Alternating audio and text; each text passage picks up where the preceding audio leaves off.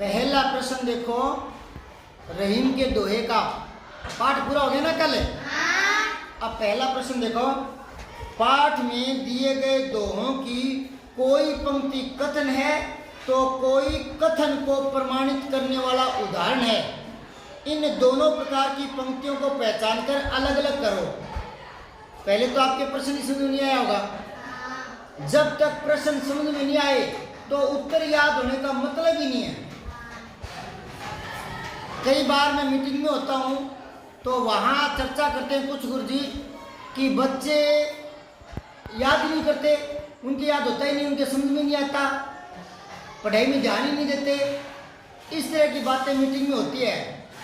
तो मैं तो उस समय यही कहता हूँ कि बच्चे हैं, समझ कम होती है। दूसरी बात, इलाके इलाके का फर्क होता है। कोई इलाका ऐसा है जहाँ बच्चों का शब्द भंडार कुछ अलग है, ज़्यादा है।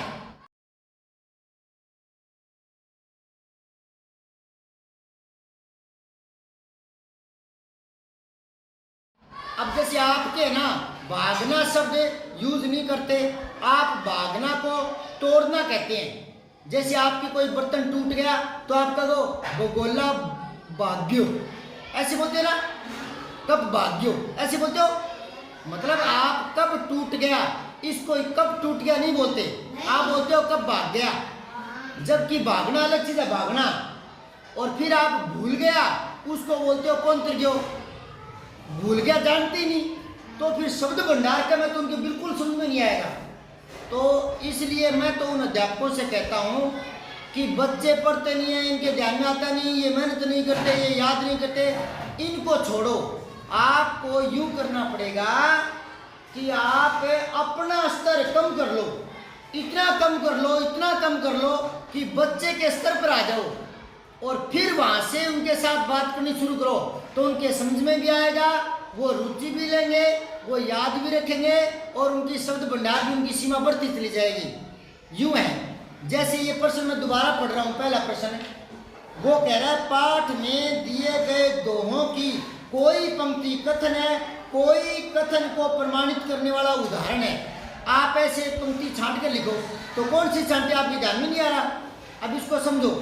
ये यूं कह रहा है कि इस पाठ में जो 5-6 दोहे आए हैं, रहीम वाले दोहे, उन दोहों में 1-2 दोहे ऐडे हैं, ऐसे हैं थे, बोलो नहीं ऐडो है, तो 1-2 ऐडो है जिनमें एक तो कोई बात बताई गई है और दूसरी लाइन दो लाइन हो नहीं, दो लाइन।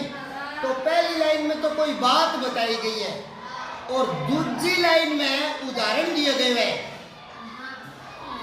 तो एडी लाइन एड दो छांटनो है। अब भी नहीं समझा तो दोबारा सुनो। अगर मैं कोई बात बताऊं, वो बात ये बता दी कि जो आतंकवादी होता है उनको सजा मिलती है, ये मैंने एक बात बता दी। क्या बात बताई? आतंकवादी को सजा मिलेगी। और फिर मैं उदाहरण दे दूं कि जैसे कसाब को मृत्युदंड मिला, कसाब आतंकवादी था, ठीक है, तो उसको मृत्युदंड मिला था। तो मेरी बात तो क्या थी कि जो आतंकवादी बनेगा उसको सजा मिलेगी। उदाहरण क्या दे दिया? कसाब का। तो ऐसे ही ये जो दोहे हैं उनमें 1-2 दोहा ऐसा है जिसमें एक में तो बात बताई जाएगी और दूसरी लाइन में उदाहरण दिया जाएगा, तो वो छांटना है। जैसे इसने कह दिया कि तरवर फल नहीं खाता, सरवर पीने पानी, मतलब पेड़ अपना फल खुद नहीं खाता, तालाब अपना पानी खुद नहीं पीता, ये एक बात बता दी। अब इसका उदाहरण क्या दे दिया कि जैसे सज्जन लोग जो होते हैं वो अपनी संपत्ति दूसरों के हित के लिए इकट्ठा करते हैं। मतलब अच्छे लोग, सज्जन लोग खुद के लिए पैसा इकट्ठा नहीं करते, खुद के लिए नहीं करते, दूसरों के लिए। ये उदाहरण दे दिया अमीर लोगों का, सज्जन लोगों का। बात क्या बताई थी? बात तो ये बताई थी कि जैसे पेड़ अपना फल खुद नहीं खाता, तालाब अपना पानी खुद नहीं पीता, तो अमीर आदमी, कौन से अमीर आदमी? जो सज्जन है, वो अपनी संपत्ति, अपना धन, अपना पैसा दूसरों के हित के लिए खर्च करते हैं। ऐसे 1-2 दोहे छांटने हैं। अब आपके ध्यान में आई तो बताओ, ऐसा कोई हुआ क्या जिसमें पहली लाइन तो बात हो बताई गई हो, दूसरी में उदाहरण दिया गया हो? बताओ कोई ध्यान में आया तो।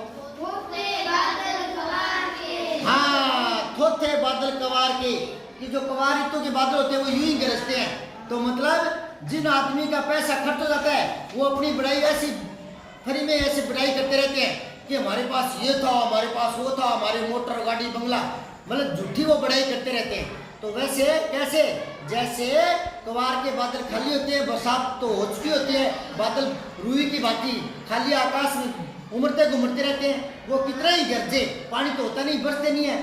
तो अमीर आदमी जिसका धन लुट गया है वो कितनी बढ़ाई करे, पर उनके पैसों की तो कोई कीमत है ही नहीं, पैसे है ही नहीं उनके पास, वो झूठी बढ़ाई करते हैं, है ना।